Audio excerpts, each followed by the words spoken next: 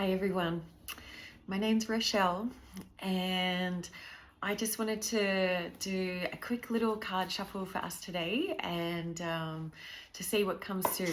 We're just about to close out the end of the year obviously and coming up to Chrissy and things like that, so I just wanted to shuffle a few cards for a little bit of guidance for us right now.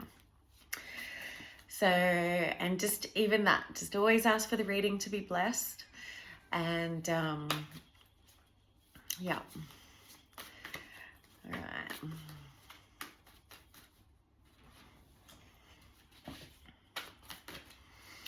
And this time of year really is, I've been out and about today and yeah, everyone's sort of fending for themselves. It's so crazy, isn't it, that we're it's supposed to be this time of joy and love and laughter and connection, and everyone's like out there just about running each other off the road, and yeah, it's just sort of, it kind of feels like the opposite. Everyone's out there fending for themselves and their family, and there was once upon a time many years ago, a Lebanese friend of mine asked for me to write some words for him, for his family back home. And so I just sort of wrote about the unconditional love that we have for our family members, supposedly, in a lot of cases. And so I was sort of saying, what if we extend this unconditional love to everyone, and everyone's families and every soul. And so he converted across to back to his, back to Lebanese.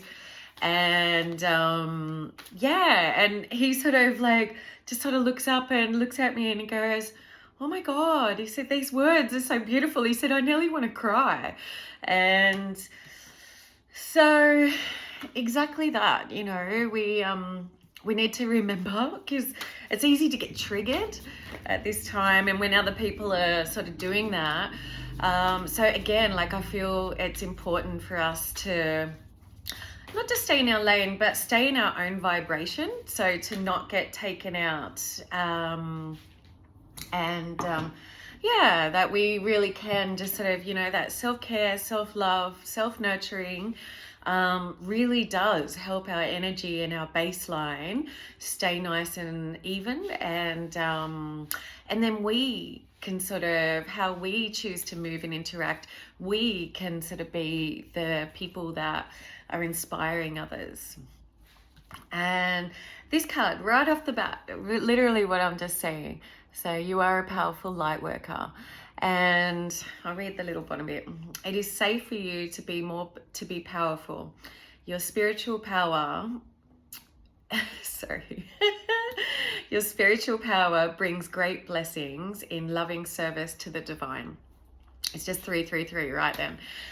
And this is something that I'm sort of wanting to do more and to share more and things like that, just to remind us all. And so it doesn't even have to be a big purpose or a big occupation, but literally how we choose to move, interacting with our neighbors, people down the road at the shops, on the roads. We have an opportunity in every given moment to be that light worker and be that light in somebody else's life. Even my neighbor was getting out of the car yesterday with his father, and his dad's sort of, pretty unstable now. He's about 80 something and he's got his walking stick, and I could see my neighbor and his look of concern, and I could feel like the father's energy too, just that grumpy, mopey sort of energy. And so I knew his hearing would be a little bit impaired. So I said to my neighbor, "How is he?" And he's like, "It's all right, it's just 444. He said, he's just old." And so then I sort of said to him, "How are you? like, and then I said to him, I said, that stick will keep you out of trouble, like, and he's like, oh yeah. And you can see like even how he was feeling sorry for himself, and that can bring a whole energy down in a household and a family and everywhere, everywhere they are basically. And that's what I said to him. I said, it'll keep you out of trouble. I said, it's a weapon, and I just made them both chuckle. And and then I said, have a beautiful afternoon, and I just strolled on. I was going for a little walk. Have a nice night, is what I said. So it's just those little interactions that I just wanted to shift the energy for them, and I walked off and I felt better. So when we do these things, it literally does, the ripple effect and the exchange of that, it's priceless. We benefit, and whomever, and then they would have gone inside, and then how he interacts with his wife, and his children and things like that. And even if his dad, father's just got like a cheeky little smile on his face and cracks a joke at dinner, then that's a win. It's sort of those little things. And take charge of this situation. So I feel, again, they go hand in hand. Like, we have the power to how we can choose to take charge, and be the light and be in the light. And so I'm going to read them and then I'll rehash. And listen to your heart. So 44. And 44 is a master number. But listen to your heart, and even there, like that, the heart is smiling. The heart is happy. And once upon a time, even at a place that it was a recession, I'll just share quickly. It was a recession. I just moved to Queensland, had a couple of months off, and then I was like, I'm ready to go and get a job now, and when I went to go and get a job, a hairdresser by trade, and when I went to get a job, I just moved interstate, everyone was saying, do you have clientele? And I was like, well, no, like back in Sydney, yeah, and then they're like, sorry. And so then it got to a stage where it was scary.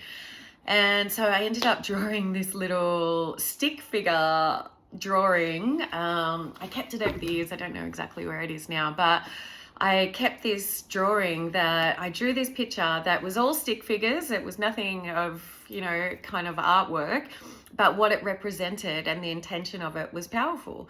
And I drew, this busy salon, all these stick figures standing at these stations, and I drew a plant in the corner. I drew money exploding out of the till. I drew all these other staff members, and I drew everyone there with a heart and a smiley face in the heart. So hello, good people, everyone's happy, high vibe, and I drew myself there. And and then I just let it go. I was obviously visualizing over it, and then I let go. And then funnily enough, I just walked into a salon to go and get some hair moisturizer. And the lady, who is now still a girlfriend of mine 15 years later, was the manageress. And she sort of, as I was buying this product, and she sort of started to elaborate on, its benefits and things like that. And I listened to her and I just smiled and I said, thank you. I said, yeah. I said, cool. I said, yeah, I do know it. I said, I'm a hairdresser as well. And then she's like, oh, she says, are you looking for work? She says, we've got 3 salons. We need staff. And it was just by chance. I was actually just topping up on hair moisturizer. So these things happen. And but again, just that importance of that happy heart for ourselves, and to help others have a happy heart wherever we can. All right, so this one is release. And release, release can mean a lot of things. And releasing habits. More so, I feel releasing energy and old ways of being and old stories, and just old energy that doesn't serve us anymore. Like when it comes to people and things like that, we really do need to release these things. And release and forgiveness to me go hand in hand, because when we're holding on to that, I can't believe they did that to me story, then we're making ourselves, we're victimizing ourselves, and we actually are making ourselves more susceptible to still vibrate at that level and call in more things on that level and on that energy note. But we actually hold those people in our lives. So it's a story, it's sort of understanding just through the eyes of compassion and looking at the bigger picture. I actually am going to do a separate video on this right after this. So mother wound and father wounds. So I would highly recommend to Google and have a look, just on YouTube. There's so much beautiful content there that can give you an understanding of all of these things that we feel inside us, especially at this time of year, that because unfortunately it's usually those that are nearest and dearest that have hurt us the most. And so yeah, mother wounds, father wounds, but to understand the greater picture of that, it was just 1111. And I actually have 1111 behind me, so make a wish. So, whether it be your mother or your father that have, hurt you along the way, just to understand the feminine wound and the masculine wound. I would also recommend to look them up and do a little bit of research and understanding on them as well. And those two guys are a societal wound. So when you're sort of looking at the masculine, you're looking at suppression, depression, aggression, and because then it's got to leak out, it's got to go somewhere. So it either gets suppressed down and sort of comes out as that flat, mopey, disconnected energy, or it comes across as aggression and I just meant to say progression, but hopefully progression is the outcome, though. Projecting. And so it's that either or, and it's that bitterness and things like that. And the same with the wounded feminine. You'll either get that sort of meek and mild, I don't want to say submissive because I don't think needs to be a word to come into it, but it's popped in my mind for a reason. So yeah. But again, like that submission equals resentment, and equals passive aggressive, and because it's got to come out, it's got to leak out. And you might find that a female in the household has just flown off the handle over something that was like, geez, what's wrong with them? And it's not about that scenario. It's not about that whatever that was left in the kitchen or things like that. It really is way bigger, and it's not even just as long as you've known them. It's their life, it's their whole life. And the older the person that you're dealing with, the more suppression, the more oppression, the more, just resentment and things like that. And, when you're talking baby boomers and things like that, yeah, damn straight. They are a bit bitter and things like that because they're only just starting to get it. And some of them might not even be able to articulate it or pinpoint it, but they're just starting to they've been fucking ripped off. And yeah, they have. And they were sold a story and they had blinkers on for most of their lives, and they were ticking boxes and they were thinking they were doing the right things on paper. And, it's sort of, but they're only just starting to get it now. That whole time I was supposed to be doing things for me, and not in a selfish way, because that was, again, self-love was equaled as selfish. So it was like you were either vain or you were selfish. And I don't believe it needs to be either or. It's self-preservation and protecting your peace helps you raise your vibration that everybody benefits. So it really does need to be, that paradigm really does need to be flipped on its head. And it is happening, slowly but surely. It absolutely is happening. And When I say slowly but surely, it has been slowly but surely up until now. But up until now, it's, you know, from now on, it's actually being a lot more rapid change and, you know, a lot more upheaval and things like that, that people are really getting shocked. And then these cards, you know, sit so beautifully right beside each other. Release, and then the power of joy. So the power of joy, you know, it goes without saying. And, you know, just again, like raising our own energy and our vibration.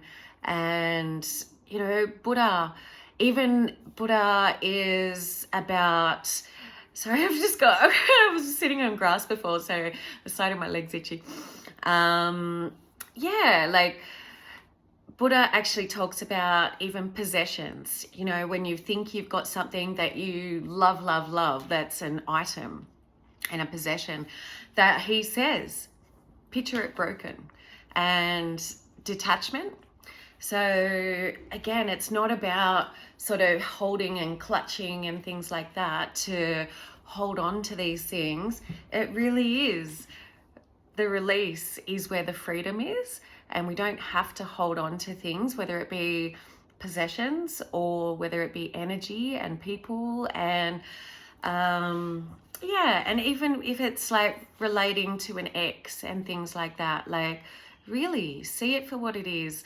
Ask, you know, to be shown what lessons are in this for me, and take the lessons and leave the rest. And that's how it goes.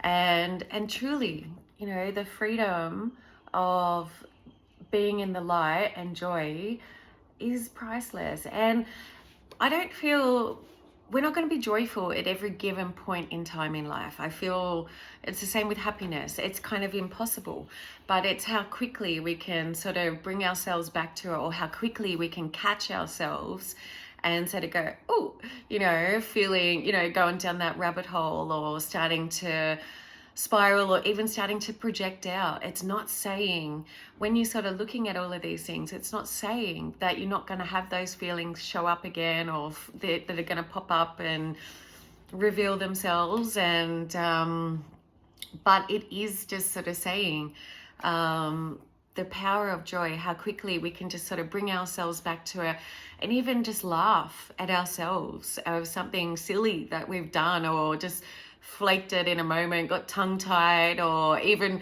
when you're just by yourself and you catch yourself just sort of glitch in a moment, and just laugh, you know, just laugh it off, because you're not an idiot, you're not stupid, you know, you're not all of those things that you either quickly judge yourself on, or that other people around you in your life over the past have done so. It's just how quickly you can bring yourself back and realign to what you know to be true. And again, that is priceless. So I'm going to leave this at this for now. And one more card that I did flip up here, and I feel this is important for somebody, is if you get nervous, focus on service. And I feel this is an important card, because this card, the first and the last card, you know, we go to sometimes draw back our light and dim our light because it can make other people feel uncomfortable to be in our light or to be joyful. And yeah, and if you get nervous, focus on service. So just realizing it's not about us, and it's not about our ego. And sometimes, you know, you don't even need to know what that person is going through. Just trust. You know, if you feel like complimenting somebody, you know, a perfect stranger in the street, do it. If you feel like saying, that's a beautiful dress, or I love your hair, or, you know, whatever. Cool shoes, mate. You know, just do it. And obviously that's just the small stuff. But if there's something that you have been feeling that you want to share or do on the note of purpose and passion, and something that sort of keeps popping at you and lighting you up, then do it. Because this is me doing it. And I have bit my tongue for so long. And I can promise you, you know what the outcome was? Mental health struggles. I ended up suppressing what I wanted to share, and it really did. It made me struggle and spin, you know, because it was circling and ruminating instead of being released into the world and sharing my gifts, because that's something that I'm supposed to do. And so yeah, share you. So I'm going to leave that at that for now, and I really hope this helps somebody, and happy healing. By the way, this is love in sign language. Take care.